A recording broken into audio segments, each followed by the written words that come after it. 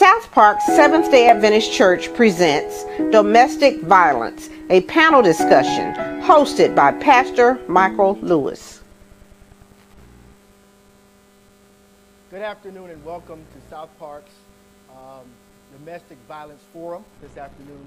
We pray that you are inspired and we all pray that you are empowered as we tackle this very important issue. First of all, I'd like to introduce the host, the departmental host for this particular program, Mrs. Chester Crosby.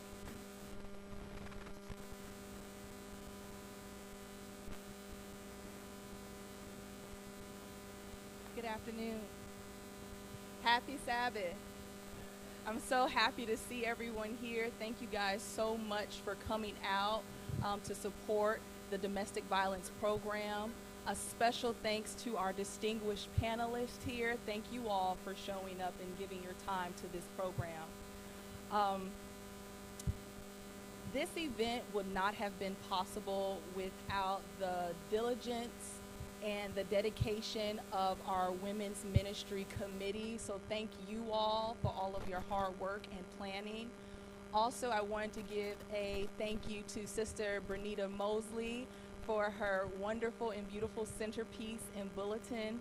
And lastly, I definitely would be remiss if I did not thank Brother Ron Pride and Brother Clarence Baker, our audio-visual team, for making all of this possible. As the pastor said, we just thank you all for coming out, and we do hope that you all are informed, educated about the seriousness of domestic violence. It's becoming more and more rampant in our community. So we hope that you all leave informed and educated, and thank you again for coming out.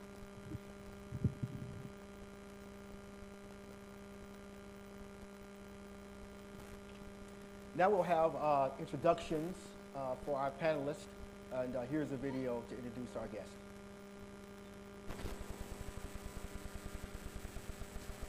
Judge Pamela Wilson Cousins. Judge Cousins earned her bachelor's degree from Tennessee State University, a master's degree from Alabama A&M University, her Juris Doctor from Birmingham School of Law, and she has also studied at the Alabama Judicial College and National Judicial College in Reno, Nevada.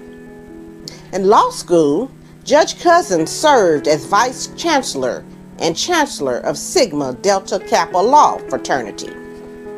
In November of 2018, Judge Cousins was elected to the bench and immediately appointed by Governor Kay Ivey to begin her term early in December of 2018. Prior to taking the bench, Judge Cousins engaged in the private practice of law for 26 years, focusing on family law and domestic relations. Judge Cousins is currently a member of the National Council for Juvenile and Family Court Judges, the Judicial Engagement Network, the Alabama State Bar Association, the Birmingham Bar Association, the Judicial Council of Magic City Bar Association, the Judicial Council of the Alabama Lawyers Association, and the Judicial Council of National Bar Association. In 2022, Judge Cousins received the Minority Business Award for Justice.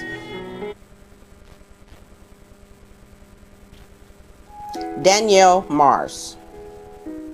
Danielle Mars is an experienced nonprofit professional with over 10 years in the field and expertise training on intimate partner violence and sexual assault. She is a self-described macro social worker with macro tendencies.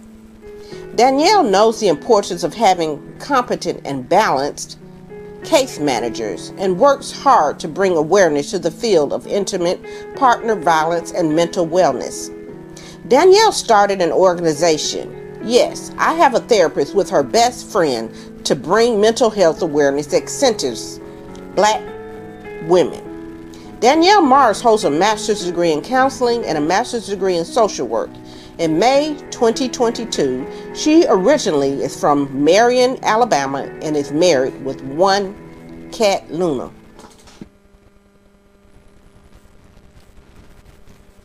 Dana Perdue Melton. Dana Perdue Melton is a licensed professional counselor, registered play therapist, and endorsed infant and family specialist. Dana works as a supervising therapist at the YWCA, Central Alabama, where she provides counseling services to women and children that have experienced domestic violence. Dana has extensive experience working with young children, adolescents, and adults to address mental health concerns, family of origin issues, and healing from the adverse childhood experiences such as domestic violence. Dana received her Bachelor of Science degree in psychology from the University of Alabama at Birmingham and master's degree from the University of Montevallo. She is very passionate about helping others and speaks candidly about her own experiences with domestic violence. Dana recently published her first book, Angel in the Nursery, Destiny Fulfilled, which is a memoir of how she stops the transmission of intergenerational trauma. Monica Y. Shields is a Senior Director of Family and Community Empowerment, on staff since November 2000 for YWCA, Central Alabama, whose mission is to eliminate racism, empower women, and promote peace, justice, freedom, and dignity for all. She was born in Chicago and raised in Alabama. Shields is a graduate of the University of Montevallo, who reluctantly found a path to human services, and for 25 years she has worked with individuals and families facing difficult circumstances, including but not limited to homelessness, mental and physical disabilities, and domestic intimate partner violence. 20 years of that service has been under the umbrella of YWCA, Central Alabama. Shields previously served the YW in community housing, which included the resident services coordinator role. Outside of her YW work, she facilitates a weekly para-church discussion group and is often asked to consult with participants on matters of relational wellness, especially implementing practical applications of scriptural principles. Tanya Jenkins. Tanya Jenkins is a monitor tech at Grandview Medical Center. Tanya and her daughter is a native of Birmingham, Alabama. Tanya graduated from Woodlawn High School in 2003 and continued her education at Lawson State, studying biology. Tanya is a 10-year domestic violence survivor. Tanya quotes, "Every day gets better. And in time, I'm finding my inner peace. I would like to open up and tell my story and help anyone that feels that they don't have a voice to talk to someone." Tanya also quotes, "Love is blind, but when it won't let you love yourself, it's time to let it go. Self-love is the best thing you could give to yourself and your babies."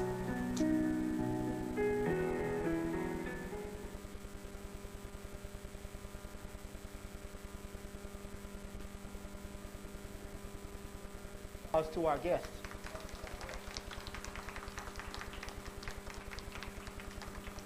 Come on, you can do a little bit better than that. A little bit more round of applause. These folks have been in the trenches working on this very important problem, and we want to let them know we appreciate them being here this afternoon. We want to have a very lively discussion. We have come up with some questions that are common questions, and we want you to spare none of your expertise on this particular issue. This forum is going to be sent to our home office, and it's going to be disseminated across all of our conference, which is 5 states and over 200 churches. And so many of the things that you discuss will not be Birmingham Pacific, will be issue Pacific. And so we want you to really deepen your bag of knowledge and help us here locally and also across our conference talk about and be informed about the issue of domestic violence. We want to get started with our discussion. Ms. Jenkins, we want you to go first because we want to have a foundation for this conversation. And a foundation for this conversation is a practical experience about domestic violence.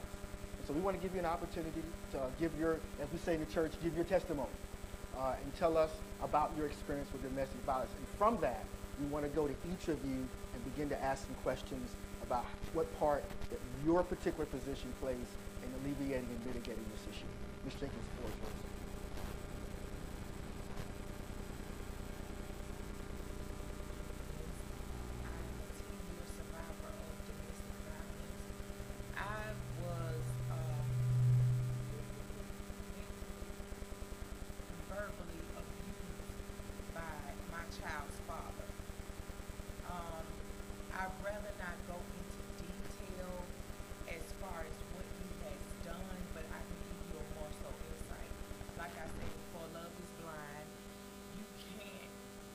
Actually put a name on it, but God got his way of showing you through people who you are as within self, if that makes sense.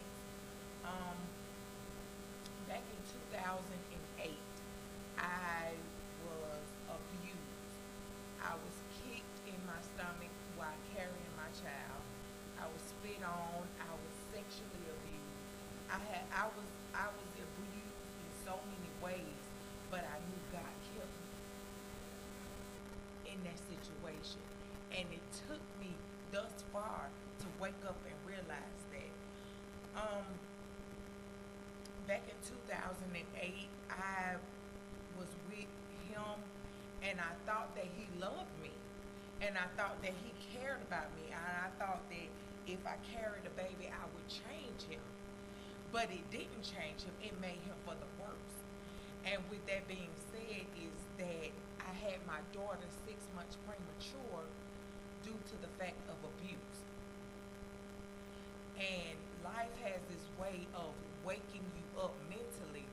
But I want to stop right here. I want to stop right here and say, if it had not been for God on my side, where would I be? I was held hostage by this man. The day before I went to the emergency room, when all of this happened, the day before I went to the emergency room, I was held hostage for this man. This man told me, if I can't have you, no one else can. But self had, me personally, I had that within myself. You're not going to get this one. God said, you're not going to get this one. After I was held hostage by him in this situation, once I got out, I did not turn back. I did not go back because I had my child. And I had something that was so precious to me, that gave me life abundantly, that showed me the iniquity of you can survive. And I'm talking to the females who feel like they have no voice, who feel like that they cannot come out, who feel like that this is not real. Yes, baby, this is real. When you really look at it for what it is, if a man stands over your head and tell you that he is God, no, you are not. You have to find that within yourself for you to believe that you have enough strength, that you have enough courage, that you have enough wisdom, that God can bring you out. And it's a whole nother story when you have children, but when you have yourself, can't nobody take that away from you. Mentally, physically, and emotionally, no one can take that away from you when you have yourself. And I have a voice today, and I feel that after being a 10-year survivor of domestic violence, I have a voice today to reach out to women that feel like they cannot come out. Come out. Even if you have to go to yourself, or even if you have to go to, even if you can't go to family, if you can't go to friends, even if you have to go to yourself, just let it out. And therefore, you will see yourself in the mirror that you are much more than you are much more than you expect yourself to be. I like that song by Mary J. Blige, Good Morning, Gorgeous. Good morning, gorgeous. Good morning. This is what I am saying. You have the power to stop domestic violence. Don't ever let a man feel like that he is God. He is your all in all. When you were brought into this world, when you were brought into this earth, you was brought into this earth by yourself, by your mom, by your father, but then you were brought into this world by yourself. And when I say this to say that to anyone that cannot open up their mouth and feel like you cannot talk to somebody, reach out and let someone know. I have been abused. It's okay. It's okay. It's okay. I have been abused. I have been stuck down here to my lowest point, and I cannot get up. It's always somebody out there to help you. I am number one. I am here. My name is Tanya Jenkins. If you cannot reach me, you can reach me through Rakia right over there to let someone know that this is real. And you stay fast. You stay focused on God. You always remind yourself that I am somebody in any situation. I am someone. And you get yourself from out of that situation and and once you get from out of that situation, baby, can't nobody take that away from you. Amen. Thank you. Ms. Jenkins, thank you for your testimony, and we'll come back with some questions. Ms. Melton, it's usually talked about that there is this so-called cycle of abuse. And what I want to do is have you to go through what that cycle of abuse is, and just to give us a launching point for this discussion, to discuss that cycle of abuse that's often talked about. Yeah, so there is a cycle of abuse where there's this kind of going back and forth. So we kind of know that something's about to happen, and the couple may be going back and forth on some type of issue. And then there's the actual battering. There's either the lashing out verbally or physically. There may be some emotional abuse. There's psychological abuse. And so there are different types of abuse that can happen. But usually what happens is that the abuse occurs. And after the abuse occurs, the next part of the cycle would be what we would call the honeymoon phase. So we're going to get back to normal. We're going to play like nothing happened, everything's okay. And so the abuser may try to convince the victim that it didn't happen or it's not that bad. This is also a time when they start offering gifts and things of that nature to get them back to some type of normalcy. And then that abuse and so the victim will go back, and then the cycle will continue on, and it continues on until one or two things happen. The victim leaves, or something really bad happens, and somebody can't leave. That they may die in the situation. Okay. Ms. Shields, Ms. Mars, Wilkerson, I want you all to speak to, once a person has gone through that cycle of abuse that Mr. Jenkins spoke about, that Ms. Milton outlined for us, when they get to your particular organization, what's the process that a person goes through once they've been abused and they're able to get out and get connected with one of your organizations? Tell us what your organization is again, and just tell us what your organization does to help to bring that woman and her family back to stability. Ms. Shields, go ahead. YWCA Central Alabama is to focus on the fact that this is a community issue, therefore it takes community partnership to address it. So many of us here work together in some aspect and have known each other for many, many years. But at the YWCA, we partner with One Place. We have a community effort, meaning that if someone reaches out to the YWCA, they may reach out and contact us through different portals, because we have an umbrella of services. That could include homelessness, that could include our Child Care Development Center, it could also include our 24-hour crisis line, or however they make their way to the YWCA. Usually what will happen in any of those entry portals is that there is an assessment done, a universal standardized assessment, which assesses that client or that family's need And one of those questions would surround trying to understand what has led them to be in need of our services. Like, you may be homeless and you have arrived because you were actually homeless. But in our assessment, we may learn that you are really fleeing domestic violence and in imminent danger. So you're not homeless because of lack of shelter. You're homeless due to trying to survive and get to safety. At that point, a referral would be done to the right service area to address that need. Currently, I am overseeing a service area that does our victim support group, which is a topical discussion group to help those who have experienced domestic violence as a survivor or a victim to better understand the dynamics of domestic violence.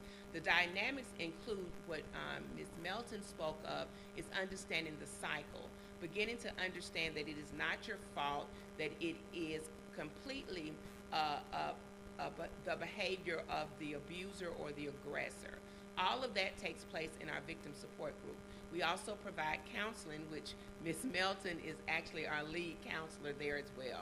That counseling is an individualized means to help the client understand the dynamics in a more intimate, detailed, specific manner to help them begin to gain the trust. We also have legal services. We also provide child care services, and we also provide housing services.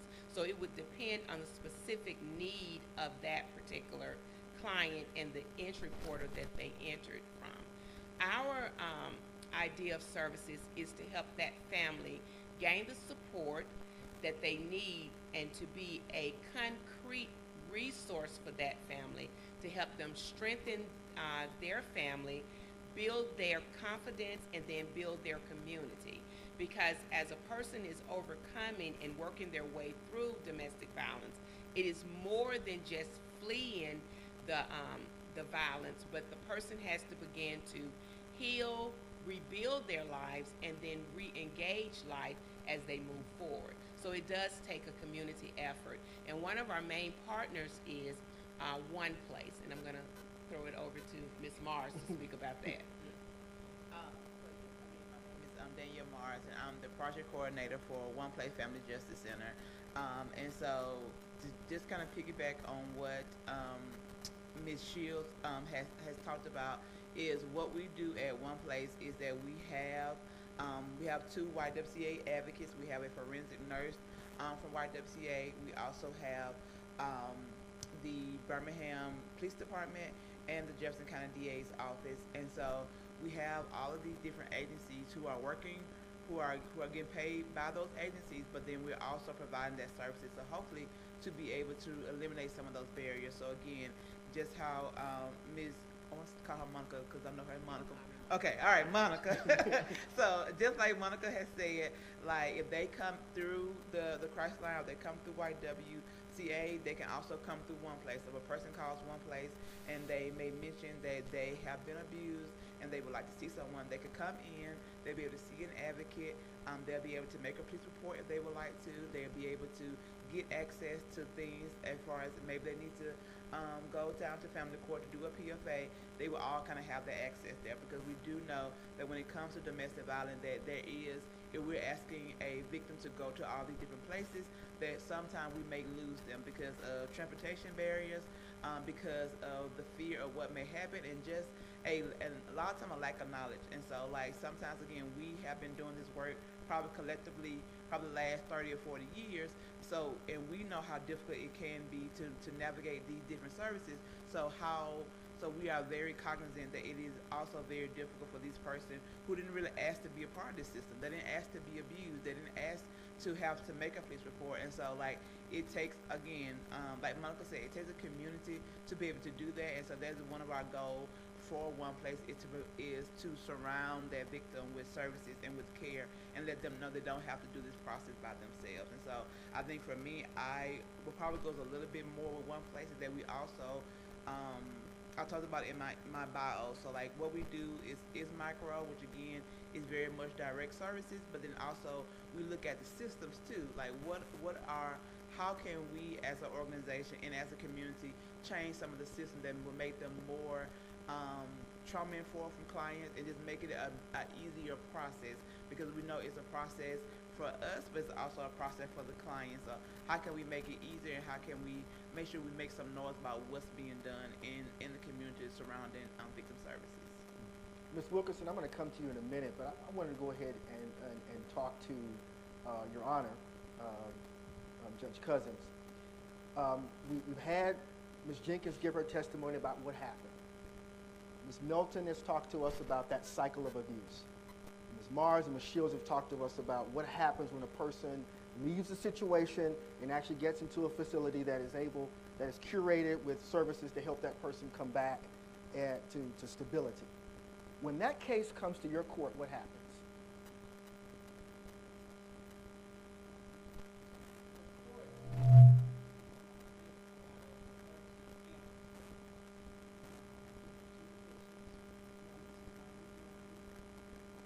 Birmingham area, and the other is in Bessemer if you live in the Bessemer cutoff. You can actually file what we call a petition for protection from abuse. That petition, there is no cost to file it. There are certain requirements that you must meet in order to file it. The petition is given to you. You have to complete that petition, and there are certain things that we need. One, you have to be at least 18 years or older. If it is a minor, a parent can file, a guardian can file, DHR can file. You have to allege some form of abuse, and there are different areas of abuse that you must list. You have to give a description of the abuse. You have to give us a description of the perpetrator or the defendant. We need to know that person's age, their birthday, if you have it, their social security number, if you have it. If you don't have it, we need a description of that person. Is this person black, male, bald, with a beard, so that if the sheriff goes out to serve them and they come to the door, we know who we're looking for, so that that person doesn't come to the door and say, he's not here. We need to know the address, where that person lives or where that person works, so that they have to be served and given notice. The court has the authority to grant a series of relief. We can restrain that person from having contact with you. We can restrain them from having contact with your child or children. We can restrain them from coming to your job or your home. And with the home, even if they have joint ownership, we can still remove them and exclude them from the residence. We can award child support. We can award visitation. There are various things that the court can do in order to assist the victim in getting some relief. Response. I'm thinking, Judge Cousins, the court does so much, but oftentimes we hear in the news and in the media that someone actually passes away from domestic violence even after their case has gone to the court. What are some of the things that happens at those cases that sometimes those things fall through the cracks? Does the victim intervene in those situations? How does it get to your court with all the myriad of services that you all provide and can provide, that issue sometimes still goes in the most negative end? Well, sometimes it's like that cycle that we heard about earlier. They get back together, and sometimes the victim will let them come back. And oftentimes in the petition, and in court, I will tell you, if there is a problem, you need to contact your local law enforcement, whether it's the sheriff or the police, and let them know that you have a protection order and you need some assistance. But you have to do some things yourself. You cannot make contact with them. You have to stay away from them. They have to stay at least 300 feet away from you. But if the perpetrator calls you and say, I'd like to come over, let's discuss things, you let them come back, well then you violated terms of the protection order. And so sometimes we see that. Okay. Ms. Wilkerson. Yes, ma'am. Go ahead. When it comes to the abuser, I think we also have to give because like I know you said like passed away, but let's use what happened. Like most times they get murdered, and so I think we also have to give the blame to who it belongs to, is the person who's doing the killing, the persons who are even if like there are times that sometimes where like again we're working on things for it to be just a better, what we are working on as community-based. But a lot of times when we're looking at things, a person getting arrested or even with PFAs, we also have to realize that a lot of times the abusers still have rights. So again, like they aren't like even if they get arrested, like we have to look at what is the bail. Because if they get out and their bail is $300 and it takes $30 for them to get back out, and the person hasn't even had a chance to move from their residence, then they know where they live at. So I think there is very much different ways that things can happen, but I also feel like sometimes we have to give the blame back to the person who is the person who's actually doing the harm. So. Does anybody else want to speak to that? I would like to speak to that. In the cycle, and I'm going to talk about first name, sorry for the use of last name. The cycle that Dana mentioned, there is a lot that goes into why women stay and why they return to abusive relationships. It is not just about them not being able to say no. There are community things that could help that person stay away. When we think of a relationship, in relationships, individuals share things. They could share incomes, they could share households. So a lot of times when the person leaves, they may go back because in their family of origin, they feel very unsupported, they feel criticized, they feel shame, and they feel guilt.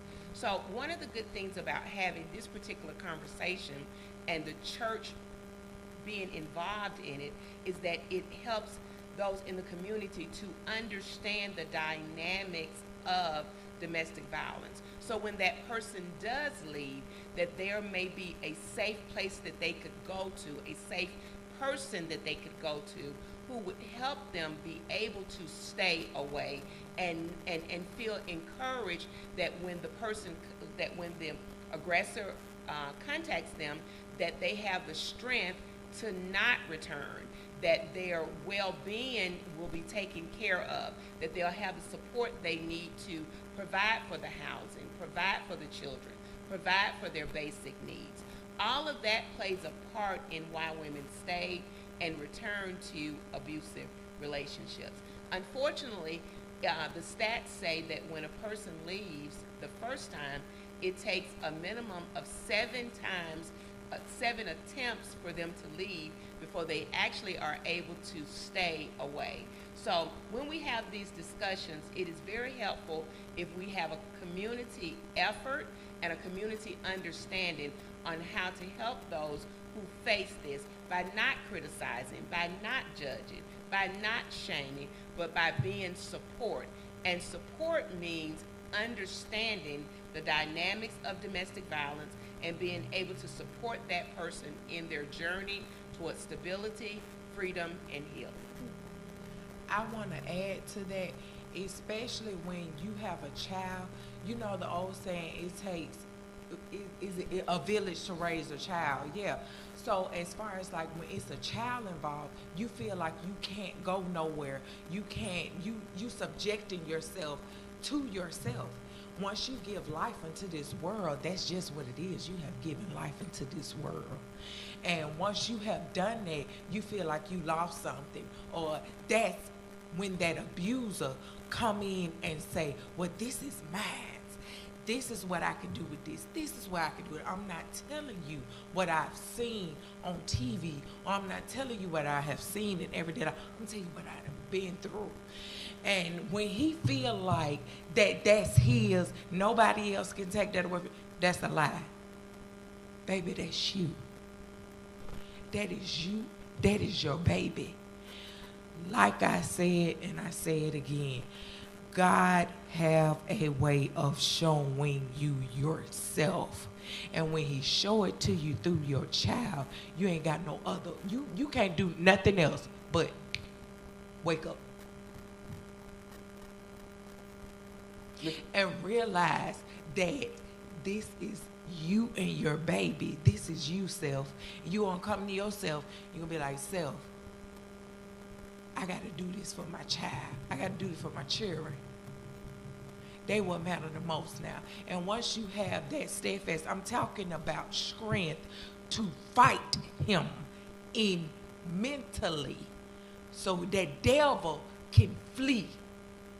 That's what I'm saying. I'm not saying push it until it gets to where you die, or he pull the trigger on himself and he kill himself and wake up and realize what he just did.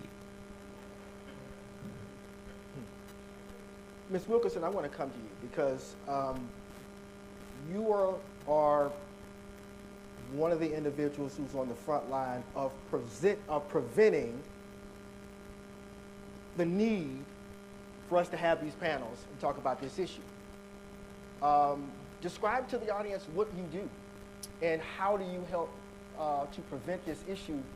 And I really want to I really want you to speak to our young men and what you're doing in the schools and in other places, and how you're talking to our young people about social media and how that impacts relationships. So I really want you to discuss this particular aspect of it, because I believe sometimes in this issue we don't talk enough about prevention. Right.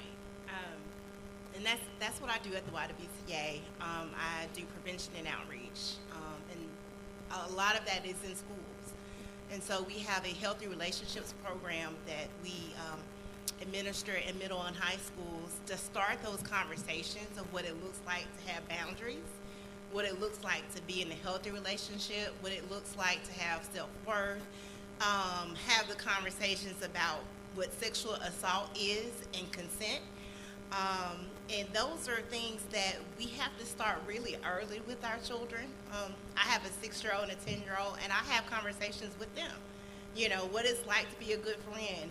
How are you a good friend?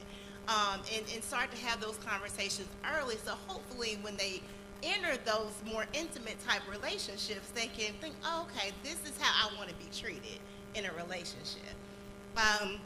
So it's very important to have those talk to your children, talk to them often, and be open and know that they're going to make mistakes.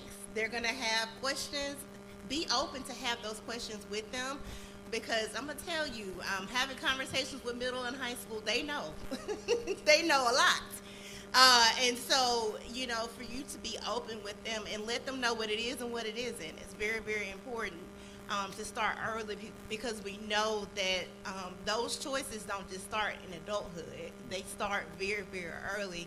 And hopefully that when they get that firm foundation of what it's like to be in a healthy relationship, friendship, whatever, when they enter into adulthood and things get a lot more serious, consequences get a lot more serious, that they can have the right tools to recognize, oh no, this doesn't feel right. I'm out. So I think that's really, really important to have that prevention piece there. And speaking to males, I mean, I think, to be honest, relationships look a lot different than they did 10, 15, 20 years ago. So we're talking about all types of relationships. And so we have to really tackle what, not just, homosexual relationships, heterosexual relationships, but just in general, how do you treat people in society, and start to have those conversations and be open to that. And so talking to males, what part do you play in it? Having those honest conversations of, okay, no means no, and that's just it. Like, there's no skirting behind it and over it. No means no. And having those conversations with your sons is very, very important, because you don't want them to end in a situation where, oh, I thought she said yeah, but I don't know. And now she's having a different conversation with the police. Yes, ma'am. Go ahead. Offering that the YWCA just started. We are in our inaugural year, and the name of that program is Amend Together. And the Amend Together program is the YWCA's first attempt to broaden the conversation, to intentionally bring men and boys into the conversation. This conversation is geared towards helping men understand the power that they have in building healthy communities, helping women and girls feel safe in their homes, in their communities, as well as in their relationships. It also focuses on helping young boys and men understand what healthy masculinity is and what healthy masculinity is not. Understanding the objectification of women, their bodies and their being and their person, and also the role that social media and the media at large has on that.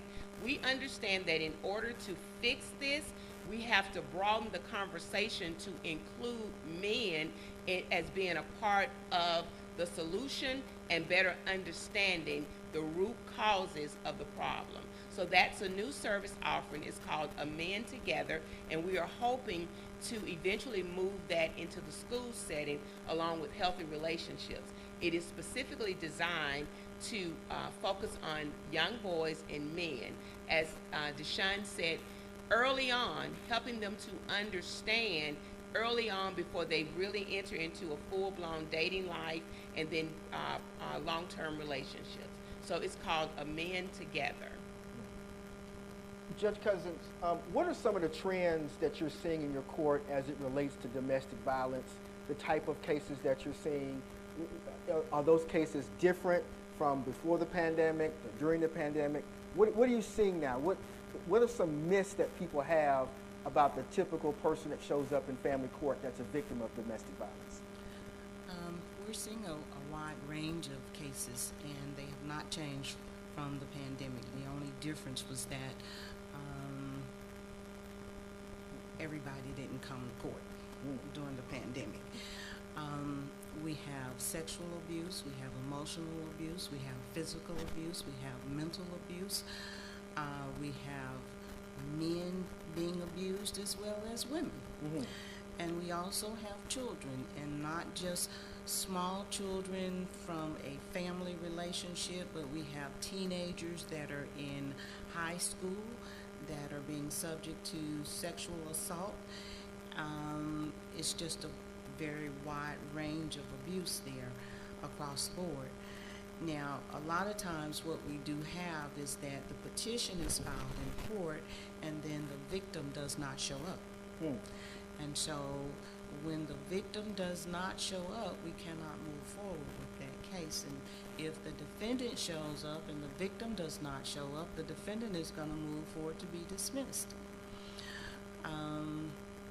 But there's a very wide range. When we have children involved, usually we have children that are from a relationship, and part of the petition does require that there is some type of relationship. It has to be either a spouse, a former spouse, or former or current dating relationship, a household member.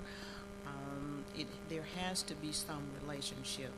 A lot of times we see when the relationship between the parties end, that's when we see a lot of the abuse occurring. One doesn't want to let go, or one has moved on, and I'll just say the mother doesn't want the child to go over there because there's another female in the picture, or the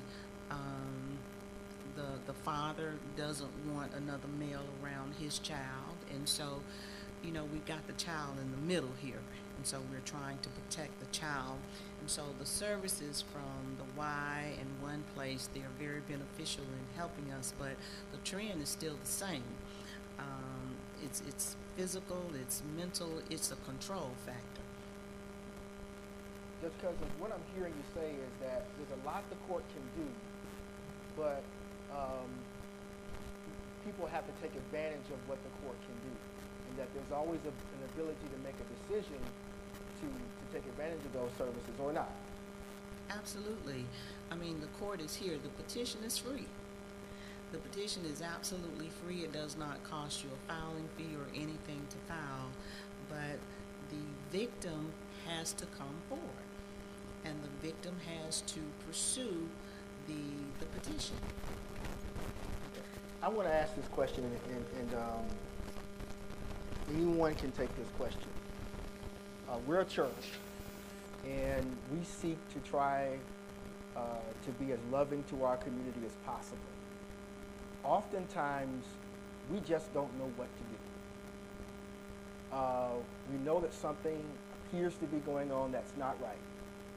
And we're heartbroken about it, but we don't have any idea what to do.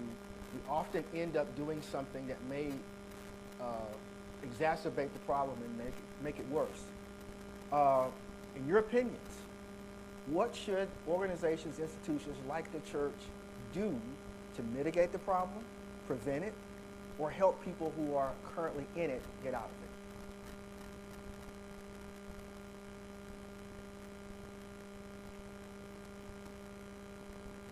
If someone come to you and say,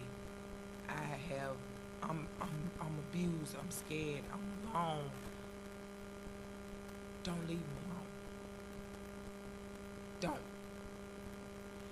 Do everything in your power to stay with that person until they wake up and realize you are there. Moving forward, it could help. It can help them think, and I'm not talking me personally, I'm saying what I know, what I have been through, because with my abuser, let me give you an example. With my abuser, I was 4 months pregnant. The day before I was supposed to find out what I was having, I was 4 months pregnant. He held me hostage on Tuscaloosa Avenue. I had just got my first apartment. Me and him was in there. He held me hostage. And he had a gun to my head. He said that he didn't want me nor this child coming between what he had going on in life. He was a big-time drug dealer. He knew people.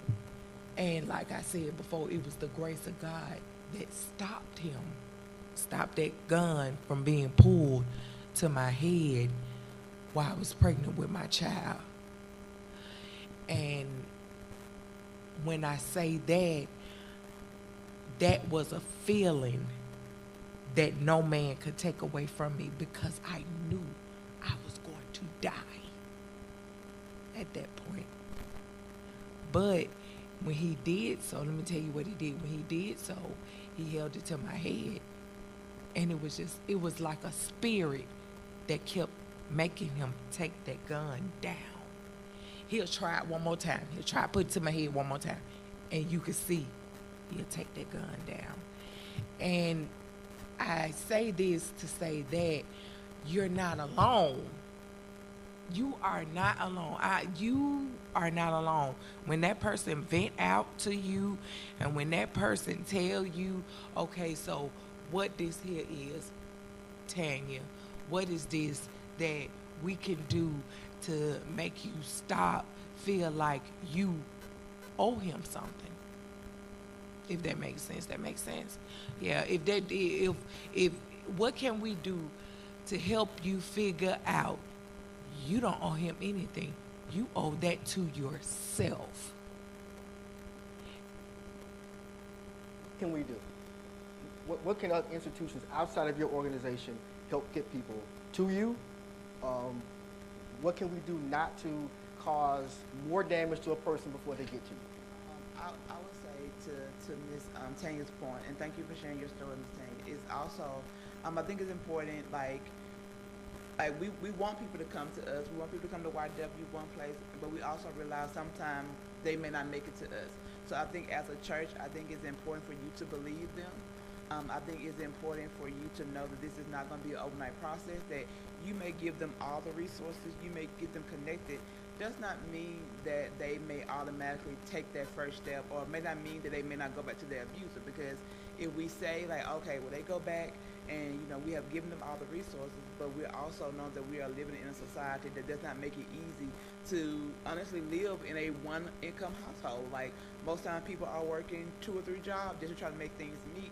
And so, like, I think more than anything, as much as you can support and be and believe them, and also just know that we are here. Like, if that means that you come to YWCA and you meet like who they will be talking to, or if you come and do a tour at one place, like, we're always open to let you know like what resources we have, because sometimes you don't know. Like, in my opinion, like I would tell anybody, like, if you are doing any type of work, be it you work at Walmart, be it if you are here in church, you're going to come in contact with somebody who's been abused, who's been a victim of domestic violence. Like, this is not me, like, oh, like, you may come, like, no, you are, no matter where you go, you're going to come into contact with someone. You have come in contact with them already, and you may not even know it. So more than anything is like, inform yourself. Make sure that you know as a church leadership what is out there, and if that means that you have some numbers to call and you have someone that you can kind of talk to, but also knowing that even as a church, it's up to that victim to make that first step. Like, you can support them, but like most times they're going to have to be the one to call and make the appointment. And even though, you know, you may want to go with them, and you can, but just know that a lot of times we as DV organization, we are really big on giving the client autonomy. So again, like, we may see it and we can tell them the 5 things they want to do, and they're like, I don't want to do those 5 things. I want to get out of state. And so if that's what they want to do, it's our job to make sure that we are supporting them. It's like not trying to put our own rules and spin on them, but asking them, what do they want to do? A lot of times that's the biggest thing. Like, I see you hurting. How can I support you? A lot of times that is the question that nobody ever asked them. Someone has always told them what to do, what to say, when to eat. But like, how simple what it could be is how can I support you? I see you're hurting. I feel like you're in trouble, or I feel like you're in a unsafe place. How can I support you? And just ask that question and see what happens. I think it is very important to normalize these types of conversations, to normalize the conversation where it removes the stigma and the shame and the guilt, and the environment encourages the person to seek safety, to be transparent, and to trust those within that support system, which would be your church, that once they tell their story, that they won't be ridiculed or judged, that they will be believed and supported. So it becomes very important to have these conversations so that we have the information that we need, that we can be of support, because having the information to understand just the strength and the power of a controlling personality over another person helps you believe them when they actually come to share, and you won't say things like, oh, it's not that bad, or well, he only pushed you, he didn't really hit you, it wasn't really that violent, he just lost his temper. You won't say those kind of things to minimize that person's experience.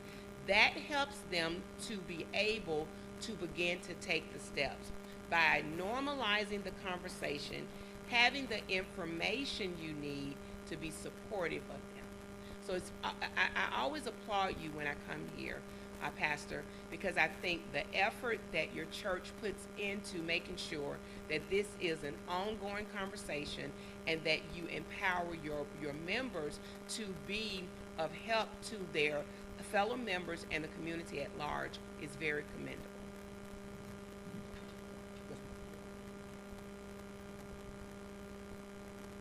Court has recently opened what we call a family resource center. It is at the court. We have one here in Birmingham, and it offers various resources that are available. We have counseling that's free.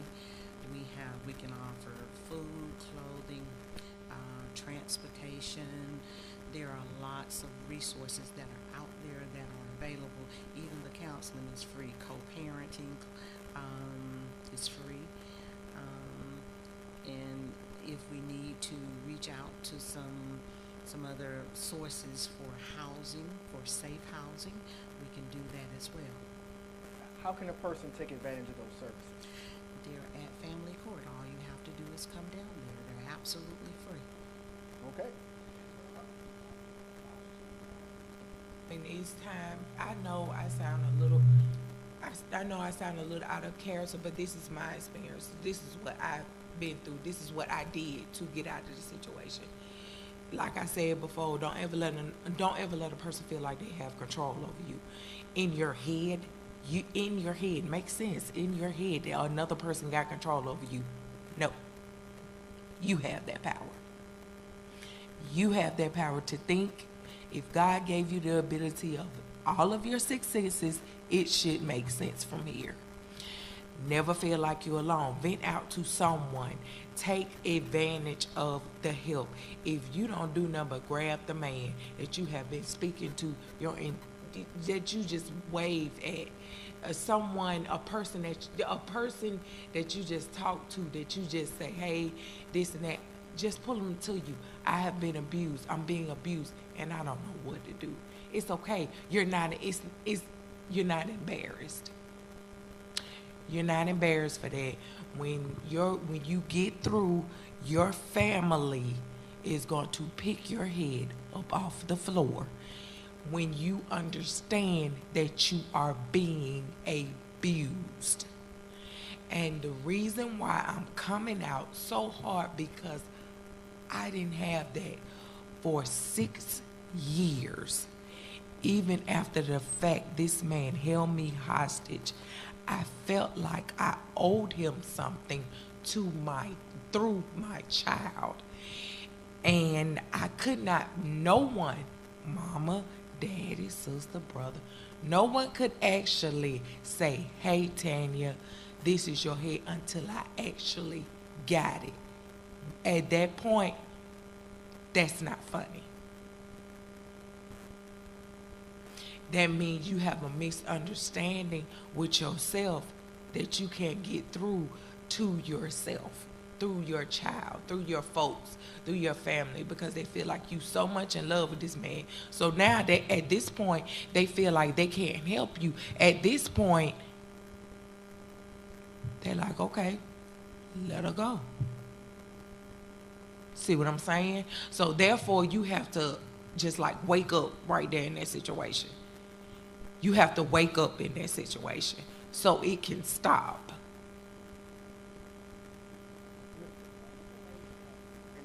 Go ahead, and then I want to come to Ms. Wilkerson and Ms. Melton on a very important question. Speaking of one of the ways that the person can wake up, it is by being able to know the resources in the community. And one of the most powerful resources that we have in our community to help that person wake up, have that individual awakening, is what Dana does every day as our lead supervising therapist, is sitting in the space with that person and helping them to wake up, and which happens a lot in that individual counseling. But in our community, the African American community, there still continues to be a strong stigma, y'all, around mental health issues, including counseling. So when you speak of how can we help, we can help by normalizing these conversations and saying, for real, it is okay to seek help if you are struggling mentally and emotionally. Don't put this supernatural thing on every situation. God anoints people to do different things. So let me just say this. You said supernatural. I need to break in just a second. Yeah. So what you're saying is that people like me shouldn't just say, hey, just pray about it. And it'll be Yes, okay. that is exactly what I'm saying. Because if someone showed up here and their transportation, the transmission in their car stopped working, you would not say, let's just pray about it. You would say, well, does anybody have a good recommendation on a mechanic, and we'll give you the resources to pay for it. So why would we just tell someone who's struggling mentally, let's pray about it, when we have resources in the community? Dana is skilled.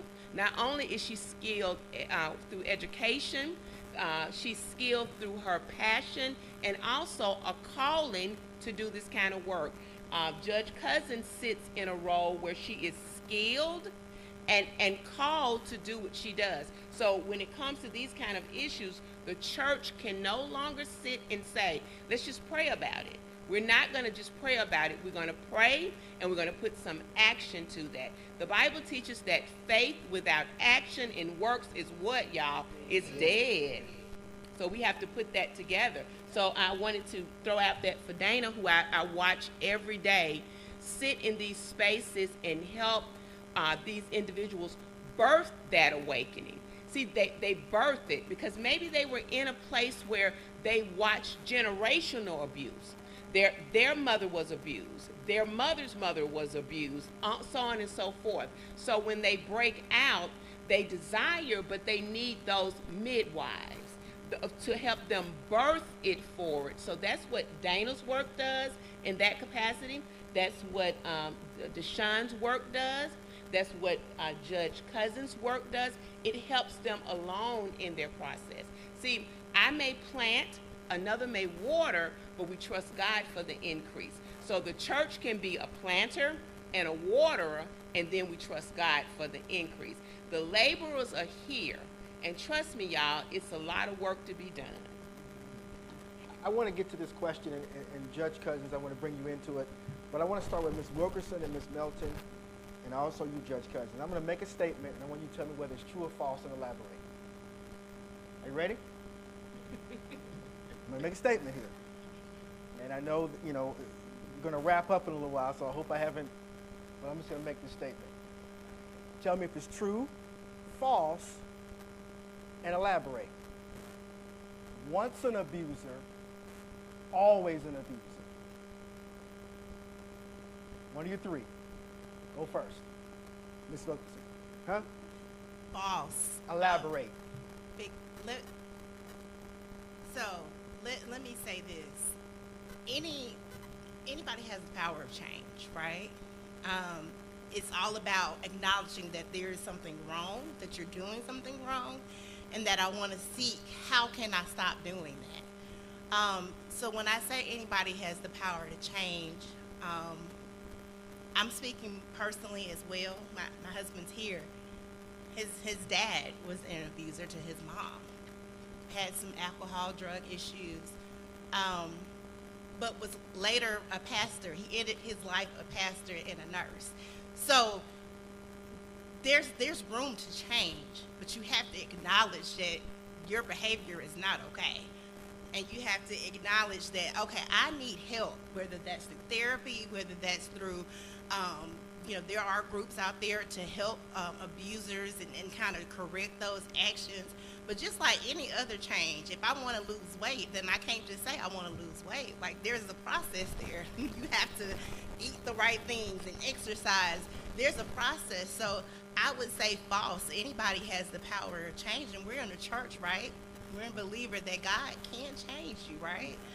And so I believe that, yeah, absolutely, there is power to change. Ms. Melton? True, false? True, false, and elaborate. So I would say it depends on who you fooling with. That's gonna be right. So, and I am a believer, and I do believe that people can change, but there are certain personality types that don't want to change. They do not want to change, and that's part of the issue. It's embedded in their personality, and they just have learned to manipulate, and that's how they, it's about power and control. They're really not interested in having a healthy relationship. It's more so a one-sided relationship. And so, I can't give you a yes or no answer because there are personality types, narcissistic people, that's just embedded in their personality, and that's who that they are, and you have to see them for who they are, or you drink the Kool-Aid. We don't want to drink the Kool-Aid. Okay, we want to see people for who they are, because we have to see who we are as well. That's kind of goes into what Ms. Jenkins was saying about waking up. We don't realize that a lot of times from birth we've been kind of fed these things, these fairy tales, right? Cinderella, right? We teach the kids early in preschool about all these fairy tales. We're gonna kiss the father, he's gonna turn to a prince. We teach them these things, and then it goes into when they're teenagers. You know, they're thinking, you know, that's what a real relationship is. That's what it looks like. We're not really telling them and showing them what a healthy relationship looks like. And so it starts very early, this fairy tale thinking. And then it gets to a point to, like Miss Jenkins, she didn't wake up till he was almost about to kill her. So we have to believe and look at people and accept who they are and not make them be something else. If he say he love you and he hitting you, it's a problem with that. Love don't hit. He would say things like that's just it. You know how when mom and dad, no. Right. No, you don't do that. He would take that initiative and say, that's me. I came from a family. My mother was a head usher at Mount Pleasant Baptist Church. My father served in the Army. Never did he once put his hands on me. My mother told me through her spanking me, you act like a lady. You be what I tell you to be. And I was raised in church. So when I got hold of this man that told me these things, hear me now, when I got hold of this man that told me these things, I automatically thought he was right. Why? Because he instilled a fear in me that no one can take away. You know how you ask something present itself to you in a manner, you're gonna look at you're gonna be like, what's that? How that work? And it feeds itself. By me being pregnant with his child, I didn't know who he was. Meaning he lied to me when I laid with him. I'm trying to put it in perspective. Before I knew who he was, I didn't know that he came from a family of drug abusers, prostitutes. I didn't see that when he presented it to me the first time me knowing him. I thought, okay, cool. This is what I'm saying. Think you rolling, you down, you know, you going on with the situation, you playing the, oh, I'm this and I'm that, instead of you actually researching it for what it was. So once I did get pregnant for him, the abuse started. But I got pregnant for him, and then that's when I went to question myself, who is this man? And just like Miss Milton said, you don't know a person until you actually get into that situation and see that person. When I found out what this was, that scared me even more, because it closed me into thinking I can't get out of this situation. A lot of women do that, and they are afraid to open up their mouth. Me? I was going to say something to somebody. Yeah, I was going to do that. I didn't care who you was. I was going to open up to somebody to get me from out of that situation. When you instill fear, me personally, when you instill fear in me, I'm going, hey, I don't know what to tell you. I'm so sorry, but I'm trying to get from out of this situation. And that's what I want to tell the domestic violence women who cannot open their mouths. A lot of women can't open, and they better not open their mouths, or the abuse will come back 10 times harder. Me, no. If you was gonna abuse me, you was gonna do that in front of my friends, my family, in front of everybody I know, so they can look at you. Judge Cousins? Thank you. While I agree with all of the ladies, I do believe that a person can change. I've seen it. Okay. I'm recalling an example where the abuser came in with the victim, and she described how he would beat her. She said she was afraid to even go to the store with him. If she looked up and looked at a man, she'd get back home and he would beat her. She had a cat, and she would cling to the cat for comfort. He took the cat, threw the cat over the rail, and killed the cat. I put him in some therapeutic treatment. You either go to therapy or you go in jail. He went to therapy, and this was not overnight, but he had a series of therapeutic sessions, and we would come back for a review. And at the very end of this thing, we got to it. He came in, and I know they dress for court, but he came in dressed, suit, tie. He apologized to her. He talked about the things that he had learned in therapy. He realized that the way that he treated her was incorrect, improper, and that it was a controlling situation. He changed. His heart changed. He saw a better way of doing things and handling things. And so I believe that a person can change.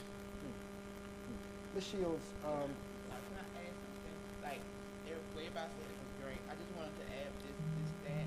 And again, for me, I'm not going to say true or false, because I think every person has what they have. But I just want to say, in 2021, 74% of the known homicidal offenders for all homicides in Jefferson County had a history of domestic violence. And so I just wanted to say that, like, there's 3 out of 4 people who kill people had a history of domestic violence. So it's one of the things where I just feel like it's important to say that if we don't get a handle on it, like we see higher homicides. So if we get a handle on DV, we will see lower homicides. So I think if a person can change or not, I think it is definitely up to them. But we also just know it's a trend that they don't usually stop on their own. There's not something that they just get the spirit and it just goes away. Like most time it is either they're in prison or again like Judge Cousin, like they are mandated to go to counseling. So I think it's one of those things where it can be true or false, but a lot of times they don't do it because they want to do it. what you're saying is that change is possible when we need these resources that we're looking at now coming together to be able to sometimes affect that change by force, either go to jail or take this therapy. Sometimes that's exactly what it took in that, particularly that situation. Ms. Shields, you're in a different role than you were when we first met. And I'm intrigued by this last part of your title called empowerment. Mm-hmm. And I want to end on empowerment because I don't want this just to be us talking about the problem, talking about some solutions, a person not being in domestic violence. I want to talk about where can a person go after they've been through that. And this is what I think empowerment is all about. Mm-hmm. So talk about how you help families and communities to be empowered. And then while that's happening, if there's a question from the audience, there's a microphone that's available. We'll take 2 questions from the audience, and then we'll bring our panel discussion to a close. Thank you for that. Yes, my new role, the last end of that is empowerment, which means that we believe at the YWCA in a couple of things that helps our families and our clients be empowered. From the services that we render, whether that's informational or direct services or our legal services, All of those help our clients to begin that journey of healing, stability, and empowerment. But that main part of empowerment now, the YW is stepping out to do some economical things and some financial things around family structure and family stability, meaning that we are seeing the need as a woman attempts to leave an abusive situation, the financial piece and the economics of that relationship can be very limiting and very hurtful for that particular family. So that empowerment comes, we have some economic initiatives that we're looking at doing two generational services where we work with the parent as well as the child to empower the whole household. That breaks down into economical classes for our adults. We have a compensated workforce development where you may need some to improve your job skills or to get new job skills to be able to acquire or position yourself to have a larger income and a better planning platform to move your family to safety. We also have a women's entrepreneurship program for those who are young dreamers and want to be business owners. But we also have for our youth, we have a summer crew program where we engage boys in this conversation around stability, around economics, around careers after school, after high school. So when we think of empowerment, we're trying to empower the whole family, from the economics through to clarity and understanding on how to choose a career, how to be a good employee, what a healthy relationship looks like, and how to pursue overall well-being in your homes as you venture out into the community. So our initiative to empower is just not one initiative. It is a continuum of care, which includes coming to panel discussions like this to empower our community as well as be an empowering concrete support to our community. I hope that answers your question. I know it was a lot, but there's a lot in that. Yes, ma'am, it did. It gave us an encapsulation, because what we want to do is to give people who may be suffering from domestic violence a path, not just out of the abuse, but a path to empowerment. Yeah. And also a path to stop the generational abuse and stop it at the generation that is there. We want to give the audience a couple of questions. If you want to state your name if you like, and who you want to direct the question to, or just direct it to anybody at the panel. My name is Helen McKnight, and I wanted to tell the panel thank you so much for bringing this important issue to our attention. We've really appreciated all of you and the things that you've told us. First, let me just say that the pastor stole my question, but I will come up with another one. And that is, I just was wondering, this is a very weighty subject that we appreciate you bringing to us, but how do you stay, you personally as panelists, how do you stay emotionally, mentally, spiritually grounded enough to help other people? That's a great question, because the work that we do is heavy. It's a lot. And so I think I'll speak for myself. I have a therapist. I have somebody I go to talk to. You know, I have a spiritual life. I go to church. But for me, it really is, I have to learn how to turn it off and turn it on. So the support system, when I go home, I'm not Deshaun Wilkerson out in the community talking about, you know, these very, very heavy things. But I have to be a wife. I have to be a mother. So, you know, you really have to sometimes compartmentalize that thing. I put that thing in a drawer, I close that drawer up, and it's 5 o'clock and it's time to go home. So you have to learn how to decompress, rely on your support system that's there. We have your support system as fellow coworkers and team members in the work that we do. So I think that's how we kind of learn how to take that armor off for a little bit to continue the fight. I had, oh my goodness, I had family. The same group of folks that I took with me on through that situation is the same group of folks I want to come out with. I had close-knit family, church members, close friends. This same group of people I want to come out of this whole situation with. And it couldn't have been, God couldn't have been no gooder for me. I thank God every day, because sometimes with him, I couldn't believe I made it out.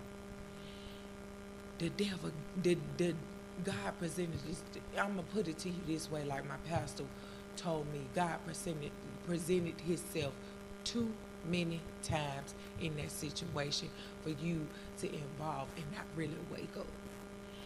And with that being said, it's scary. It's so scary. It's a fearful situation when you know you ain't got nothing else but yourself. When you know you don't have anything else but yourself. You got God. You, like I said before, that's something that when you know what you know, when you ain't got nobody but yourself, you know it's right. And you know that enemy ain't got no other choice but to flee when it's yourself. Because he gonna get out the way when it's time for self to involve in self and love. So like I said before, I had my family, I had majority, my close family. That's who all I had. That's who all I had to vent to. But yeah, that's basically it. I hate to come off so I hate to come off the way that I did, but that's just me trying to reach out to somebody that is actually going through what I have been through. It is so many women out there that take close your mouth the wrong way.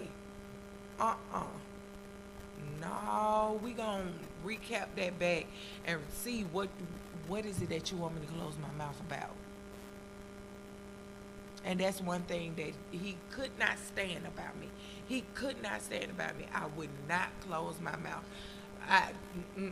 No, because you're not gonna get this. And I was taught that when I was a knee high to a grasshopper with my mom and my dad. You're not gonna get this one. If it don't feel right, it just don't feel right. If it don't look like a duck, quack like a duck, it ain't like a duck. So therefore, if this makes sense to anybody in this room that cannot open up their mouth, please talk to somebody. Vent to someone to get that devil from off of you, to get that pressure from off of you that yes, somebody is here for you to talk to. Next question. Yes, first and foremost, I just want to say thank you, ladies, for coming this Saturday afternoon. On a Saturday afternoon, you probably would have been asleep or resting from your labors, but you have taken this time to be with us today. I have chatted so much today that I had to stop. I didn't want them to think this was the Bernita Mosley chat session, so I literally stopped. It's been powerful. Some of you have been here on more than one occasion. I guess my question would be more so for Pastor Lewis. I was just sitting back here and I turned to one of my neighbors and I said, this needs to go to South Central Conference camp meeting. It's packaged. Camp meeting could come to a new level with a panel similar to this, if not these ladies who would be willing to come. Take it all the way to South Central Conference. If they could give an hour, they may not be able to do it as deeply at that time, but I could almost give you the program for our meetings that we have in the summertime, which I can memorize and share it out. But something like this for our whole forum of persons who are interested in camp meeting, every lady, I know we have that Thursday or whatever, but Pastor, I want you to pray about it. I would help you, but I'll ask Sister Cheska and Sister Miriam to come with me. I would help. You know what I'm passionate about? But every lady in South Central Conference, and for your ladies, that's our organization of 5 states where our Adventist churches, we come together once a year and we do a forum, a spiritual retreat, more or less is what it is. It might be 3 or 4 days. But your information is so valuable. I'm sitting here saying, this has to go to a bigger scale than this where we are today. May God bless you. I thank you. I hope that your tomorrow's rest day will be even more blessed because you've taken time from this day to bless us today. Thank you very much. But Pastor, I would like a response from you, sir. Thank you.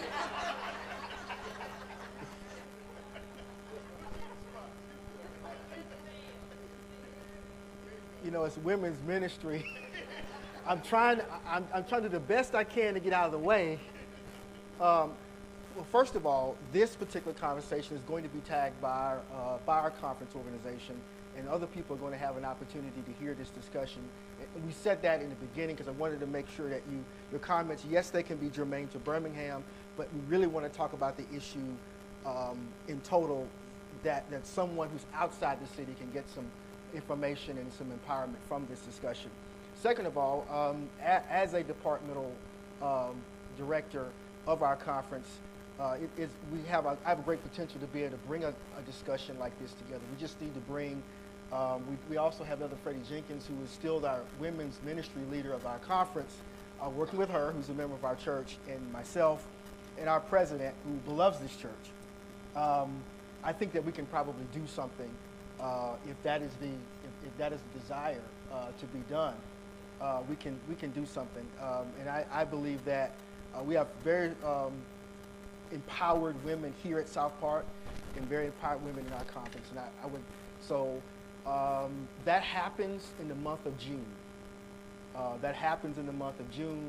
And we can certainly talk about how to make that happen for you, and some other administrative and other things that we need to talk about as well as that is concerned, and we can do that. So if you would keep your calendar semi-free in the month of June, it's in Huntsville, Alabama. It's actually a 10-day conference. Sometimes it's a 3-day. It was 3 days during the pandemic, but it's actually a 10-day. Wouldn't be there for 10 days. But we hope that you would consider something like that, because you'd actually be talking to probably, you'd probably be talking to a couple of thousand people in person, and probably tens of thousands you'd be talking to virtually. And this discussion needs to be had. So that's the best answer that I can give at this moment. Sister Pastor, Johnson, you're going to have the last question. But you're not off the hook. Come on. Sister Mosley, thank you all so much. I could go on with accolades forever, but I'm not. I was thinking in that corner, evangelism.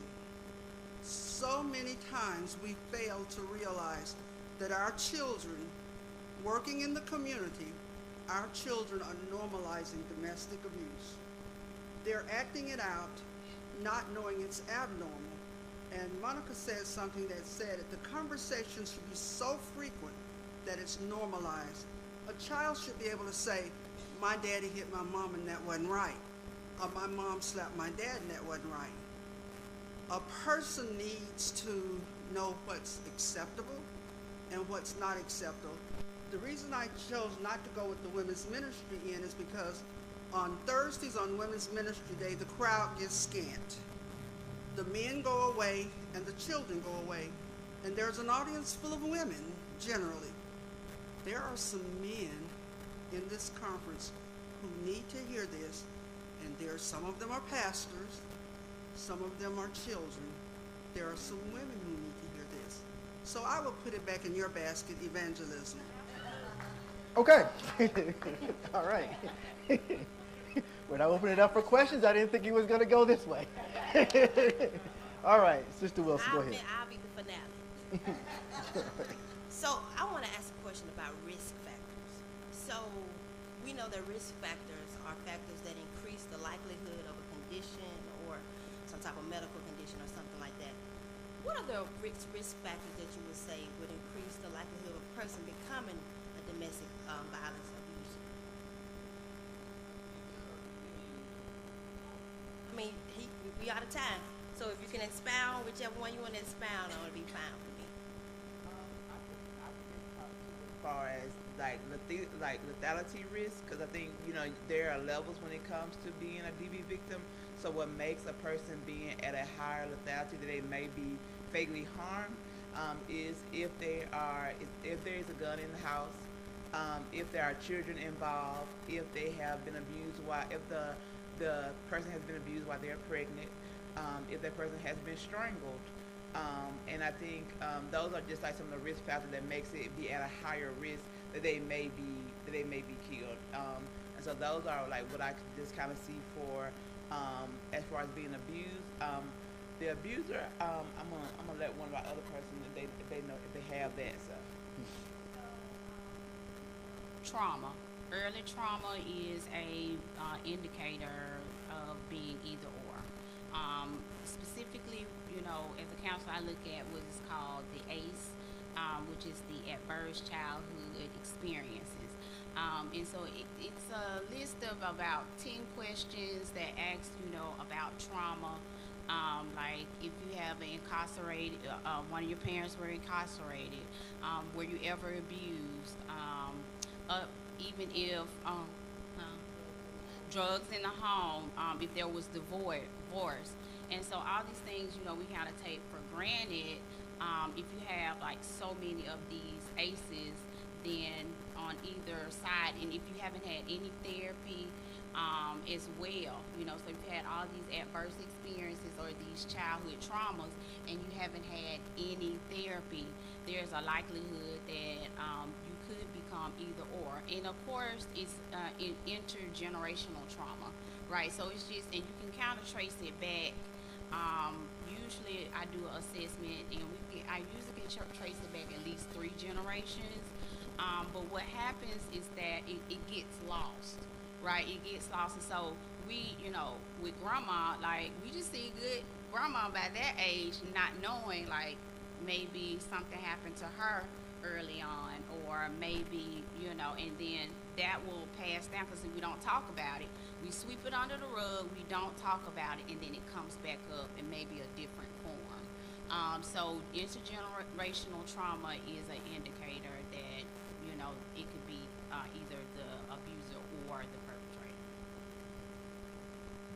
Okay, we want to thank our panelists for coming this afternoon. Yes, round of applause is in order. We do have a gift ceremony that we want to do, but we want to go ahead and allow the virtual end of our discussion to end. Again, we want to thank you for coming. Ms. Jenkins, we thank you for coming. I think you had probably the most difficult job of everybody is talking about your real life experiences. We will continue to pray for you, and we thank you so much for coming. We want to thank all of our panelists for coming, Ms. Shields, and thank you for just being a repeat. I don't want to say, just thank you for coming year after year. Thank you for coming year after year. Thank you, Ms. Mars, for coming, because you have an integrated place, and we hope that we can continue to sponsor. We try to sponsor every year and do some things, and now that the pandemic has sort of died down, we want to really take that to another gear. So we want you to continue to tell us what you need and what will help you to be able to do your job well. Judge Cousins, thank you so much. I'm quite sure you got a busy schedule, and there is so much else you could have been doing. But we thank you for being. You're a part of law enforcement, the law, and we really need to understand how we as a community, how that fits into our community, and how we need to leverage that in order to be able to solve problems in our community. And I pray that this is not the last time you would come and do a forum like this, because we need someone in your position to talk about these issues. Ms. Wilkerson, I want to thank you for coming. You have a unique perspective as far as prevention is concerned. I don't think we've ever had a prevention person to come, and I think it was very enlightening for you to talk about what happens before those incidents. And I thank you so much for coming. Please come back. Ms. Melton, I am intimately connected with a therapist. I actually live with one, and so I would thank you for coming. What you brought to the table was instrumental, and therapy is really key to not just dealing with domestic violence, but just mental health, period. And at this church, we, of course, because I'm connected to a therapist, this church is very welcoming to therapists. So, and mental health therapy. And again, Ms. Jenkins, thank you for coming and sharing your testimony. For everyone, for the rest of us, most of us, it's talking about an issue for you, it's real life. We need to give our panelists another hand. This will conclude our virtual domestic violence program. Let's have a word of prayer and let's close out. Father, thank you so much for blessing us to have this program. We thank you for the guests and the panelists. We particularly want to thank you for Ms. Jenkins as she gave her life story. We ask that you would continue to empower this church and this panel to be able to work on this issue, to mitigate it, to prevent it, and so that the kingdom of God that is in heaven will be here on earth. In Jesus' name, amen. Amen, amen. Sister Carrie?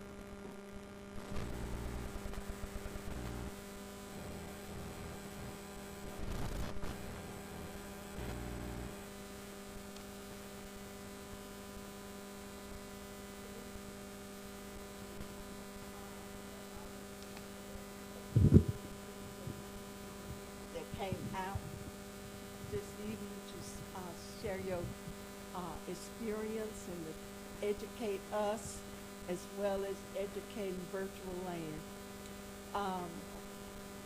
I have spoken with most of you. I think I started speaking with most of you back in March when Pastor told me that he wanted this program to go forward again this year. And so I started my calling. And of course, our sister Cosby, she contacted some of you to judge. I didn't know you, so, and she brought you, so I am so happy that you was able to come. Sister Jenkins, we appreciate your testimony. And I like the way you said what you said because people don't get it. And unless you've been in those situations and you know what you feel like, no one else really gets it. I don't get it. But I can understand because when the pastor came here some years back, he told me, Sister Carrie, I want you to get a domestic violence program going. I didn't know anything about domestic violence. And I had this conception that people was in domestic violence because that's where they wanted to be. Why didn't they just pack up and leave? But after he told me that, I started doing research and I started checking into things, and I found out that it wasn't just people that was down on the low totem pole that didn't have college education. I found out that Lyndon Johnson's daughter, Linda, she was a domestic violence person that survived. So it comes in all walks of life and at every stance in life. So you can look at a person and not know that they're going through domestic violence. And so I just want to say thank you. We passed out gift bags to you all when you came in, and you will see our appreciation for coming and taking the time out to come and speak with us. Sister Monica, my heart. Sister Monica moved into a newer position, and I was having difficulty in getting someone because the person that took her place, she was not comfortable in coming. And then the other person that was over her, she agreed to come, but then she said that she couldn't come because she had something else. She had a wedding to attend to. So she said, I'm going to ask Miss Shields to step in for me. And here she is again. And I appreciate you. Now, I don't know what next year brings, but you know that come January, I'll be on the phone calling. And because I like to get my program out in advance, because you never know when you may not be here. But if I'm not here, it can go on because it's already been planned. So I want to thank you. Also, Monica, Ms. Callahan told me the things that she needed. And on that bench over there are items for women's, children, pajamas, underwear, and all those kind of things. There are some boxes in some people's cars that they want to bring it in because the box is too heavy. Thank you for joining our discussion on domestic violence. The National Domestic Violence Hotline numbers are on the screen.